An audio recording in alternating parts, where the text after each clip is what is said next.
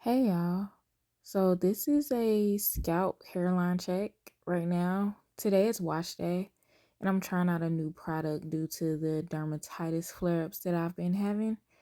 So it got so bad this past week that I actually had to take a toothbrush to my hairline with shampoo just to get some of the buildup off. So this is just a scalp hairline check. So the new product I'll be trying out is Dormoya. I believe that's how it's pronounced. I found this product online because it was rated as the best product to treat scalp issues. So this is their aloe vera gel that I'll be trying out. So y'all saw the plastic on the product. So this is my first time trying this out. So I didn't know how this product would feel on my scalp or on my hair. So what I was trying to do with it, because it's in a gel type consistency, I was trying to really saturate my hair from roots to ends with it. So I used a lot of it in order for it to really penetrate my scalp, my ends, my hair. So y'all can see that I used a lot because I didn't wet my hair first. I wanted to go in with it dry just to see what type of consistency it would leave my hair in and what the product felt like. So it did soften my hair up and I like the feel of the product in my hair. It was just hard to gauge how much of it to use to actually make sure I had enough of it on there. So they say to wait 30 minutes with the product on. So that's what I did. I let it sit for 30 minutes and now I'm about to rinse it out. So this is what it looks like after sitting for 30 minutes. And so you can see that it looks wet, but it's actually just the product having saturated into my hair. So it did get a lot of the buildup off, which is good. And this is now the Dora Moya shampoo. So y'all can see the consistency of it in my hand. It's not very thick. It's kind of a thin consistency, which I was worried about when I first started to try it out, but it actually did a great job at lathering up after a while. The only thing that I would say is that I wish the bottles of shampoo and conditioner were bigger because I tend to go through a lot of shampoo and conditioner when I'm washing my hair just because my hair is very thick and because I've been having the scalp buildup. I really been wanting to really get a good shampoo going. So generally I go in and make sure I penetrate my whole scalp and really make sure I saturate my hair with the shampoo. So I split my hair into two sections and then I start to work the shampoo in one side at a time. And then I split off from there and then go into a smaller section of the two. And then I really try to make sure I get from roots to ends with the shampoo. Really make sure I get a good amount. And then I just repeat the process on the other side. It's much easier for me to shampoo my hair just starting out in the two sections and then split it off from there because my hair is thick and some of the time it's very difficult to gauge whether you really got a good shampoo going when you're trying to do your full head all at the same time. So this is me going in to make sure I have enough shampoo. Y'all see I've been going through a lot of it. So I really do wish the bottles were a lot larger. But if they can help with my scalp issues, I'll be happy with that and they'll have a customer out of me. So I'll give y'all a scalp update probably 3 or 4 days to a week after I've washed my hair because that's generally when I start seeing the flare ups. So I also ordered this scrubber from them as well, which I've never tried one. and I actually like what it felt like when I was really working the shampoo in with it. I don't know if I would try it with conditioner, but it really helped to really get my scalp really good. And it didn't feel like it was as rough as if you use your fingernails or like fingertips.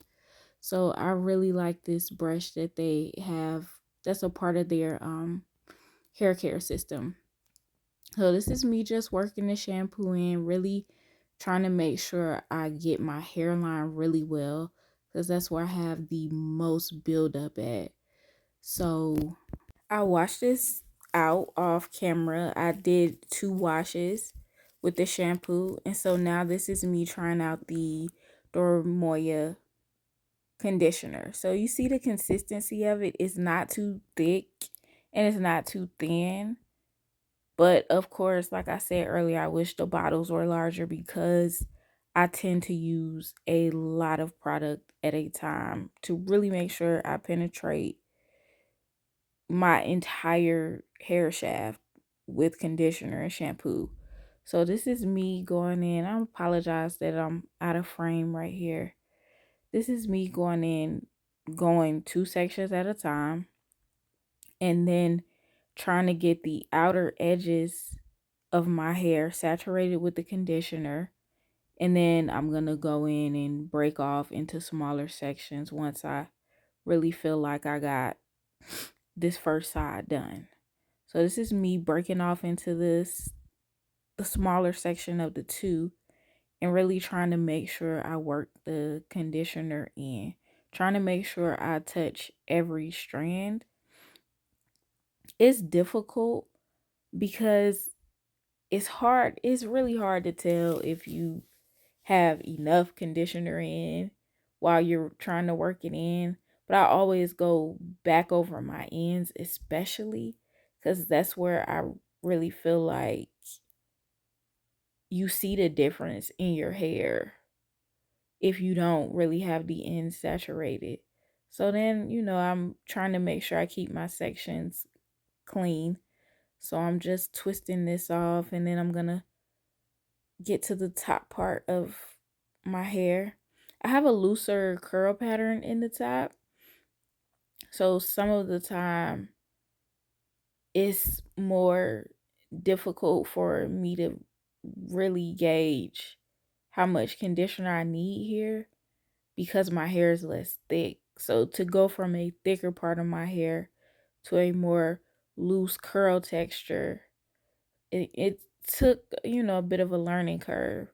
So this is me breaking off that second section into a smaller section just to make sure I have enough conditioner in. And I was actually worried I was going to run out, but I actually, didn't. I still had some left after I did both sides of my head. And they tell you to leave this conditioner in for 2 to 3 minutes, which was shocking to me because I'm normally a deep conditioner type of girl. So I normally leave the conditioner in for 30 to 40 minutes at a time. But I followed the directions. I did increase it a bit. So, but me getting into the less than 30 minutes was a little difficult. So I'm going to, of course, put the plastic cap on to make sure I'm really soaking the conditioner in after I did my twist offs. And I waited for 5 minutes before I completely washed it out. My hair was really soft after using this conditioner. It felt really good. It felt really light. I was actually surprised that it did that, especially because I didn't have the conditioner in but for 5 minutes. But it did really well on my hair. So right now, we're moving into the blow dry process. So for the blow dry, I start off with the Redken color gloss for the initial heat protectant spray because I really make sure I apply an adequate amount of heat protectant as I'm heat styling because I can't use the blow dryer on cool setting because it just seems to take a lot longer of a time for me to actually get my hair adequately blow dried when I do that. So I really try to make sure I'm adding enough heat protectant as I go about heat styling. So that was me going in with the Wild Heat Protectant Spray. And my go-to blow dryer is the Revlon paddle brush blow dryer. I got this one off of Amazon and it's really a game changer, lifesaver, time saver. I really can't see myself being a straight natural without this tool because this has really cut my blow dry time in half. The other blow dryers with the combs would break as I was blow drying and it would pop off of the blow dryer while I was blow drying and really would be frustrating. But this is very sturdy and durable and really good for thick hair. So this is me just going in, making sure. Of course, this is the 2 section method and then splitting off into a smaller section. So this is me going in, really making sure I go from end to root because I don't detangle my hair. So that's why I make sure to do a really good conditioning process because when I go in with the blow dryer, I want to skip the step of detangling because I already take a long time on my hair and detangling can be very time consuming, tedious, and painful depending. So I feel like the heat takes away some of, the tedious process of detangling. So generally each section takes me about 7 to 10 minutes depending on how wet my hair is at the time. I did off camera made sure to dry my hair with the turban to make sure that I the turban hair wrap towel, I really let that sit for about 15 minutes before going in with the blow dryer just to cut down on the amount of heat I would need to use and the length of time I would need to use it for. So, yeah, generally speaking, each section took me about 7 to 10 minutes, which is absolutely great for the thickness and length of my hair. So this is me trying to really make sure I smooth it out. So this is the end result after doing both sides. Y'all see that the blow dry is the key. So this is a scalp check, hairline check after my hair is blow dried because that's always the indicator too. Because once your hair is dry, some of the time that's when those flakes from the dermatitis will show back up again. So I'm on to the flat iron process. And again, I'm going in with another heat protectant. I am using the Olaplex bonding oil. So I'm really trying to make sure I get enough in there because I like the shine that it leaves and I like the heat protecting qualities as well as the bond strengthening qualities that Olaplex offers, especially because I recently got, color done to my hair. So I've been looking at bond strengthening products as well as heat protectant because I am a straight natural and I don't really wear my hair curly, mostly because my curl patterns are different from the back to the front. I have the heat setting on 412 for my favorite, the Croc Infrared. This is the best flat iron I've ever purchased. And it leaves your hair very silky, shiny. The silk press isn't heavy. Make sure you don't overuse the product because that will also cause your silk press to be stiff if you put or have too much product in your hair at the time of heat styling. But when I tell y'all this Croc Infrared is the best thing that ever happened to me being a straight natural. Between that and the Revlon paddle brush, I really be speeding through doing my hair now, whereas it I would have to do it in phases. One day I would have to do the wash and the blow dry, and then the next day I would have to do the flat iron because that's how long it would take me. But this has really cut down the time. Y'all see how fast I'm speeding through it. Um each section again for the flat iron took about, I'll say, 7 to 15 minutes, depending on how big I did the sections. Because some of the times when I'm trying to make sure I get the root, I'm realizing then that the section is too big, or that I should have really split off the section in two. So some of the time me going over my roots multiple times is because the section should have been a little bit smaller before I let it pass through. And then, like right there, me realizing that I'm on the other end of the flat iron and all my hair isn't in the iron. So, just really trying to make sure the next time I do section control is going to be the goal, because I think too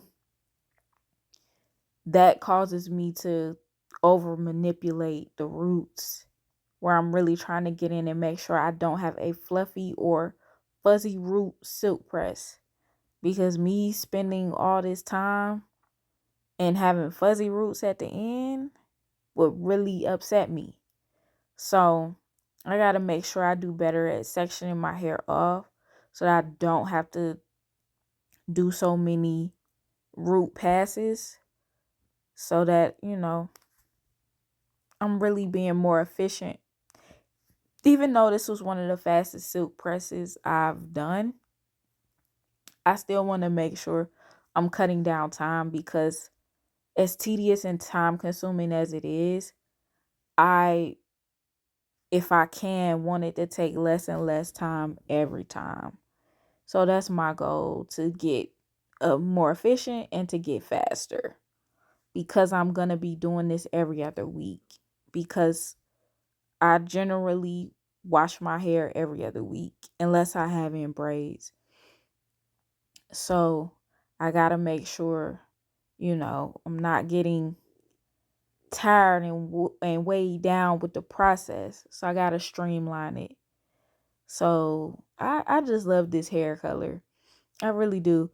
But I'm honestly afraid that it's going to cause some type of damage, because in the past I did have damage due to color, especially in the back. And in 2017, I had to do a complete undercut in the back. So that's why I didn't do my whole head with the color, and I left the back alone in all black because of that. Again, Olaplex bond strengthening oil, I'm going in with it on the front section, really trying to make sure I really saturate it, so that I'm really making sure the heat protecting is effective. Because if you don't have it where it need to go, it ain't working. So, but that's why I didn't do the color in the back, because, or on the sides, because I was just really trying to date the color, get to know the color, see how it would do with my hair. This is, my hair, my crown. So I didn't do that well at taking care of it when I was younger. But as I get older, I realize how important it is to take care of the stuff that is important to you. And over time, I've grown to love my hair, even with its flaws, the dermatitis, the split ends, the different curl patterns, depending on, which part of my hair you're looking at.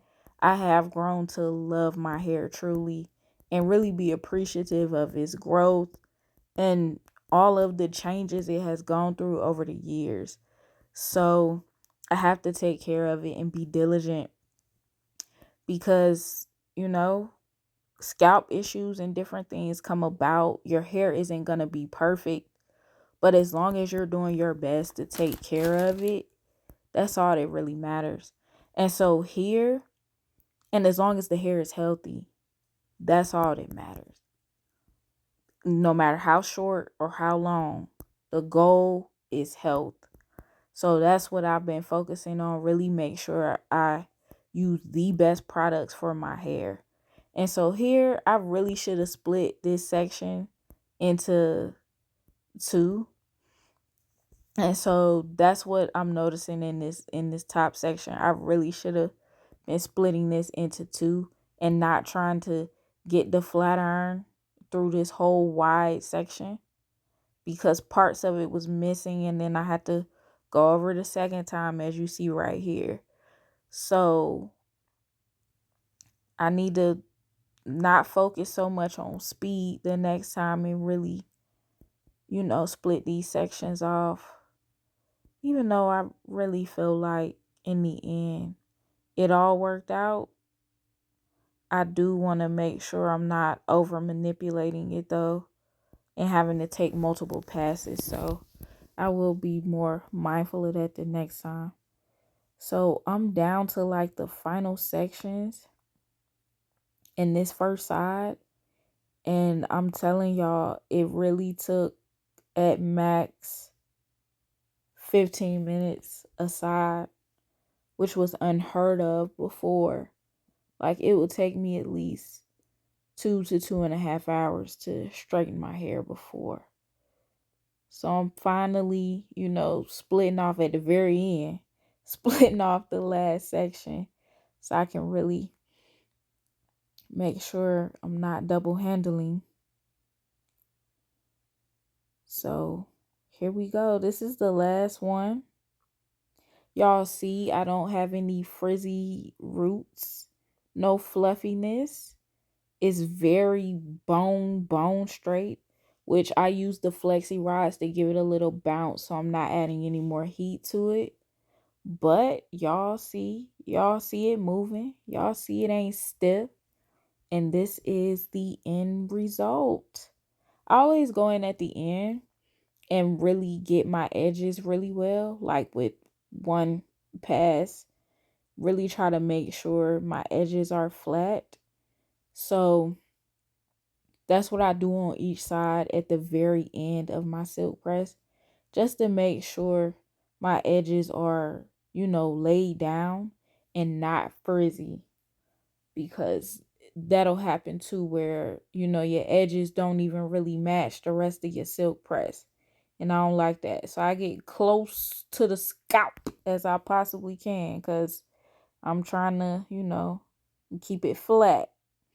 So this is the end result, y'all. And y'all see it's shiny, it's nice, it's straight, it's flowing, it ain't stiff, and the color is eating.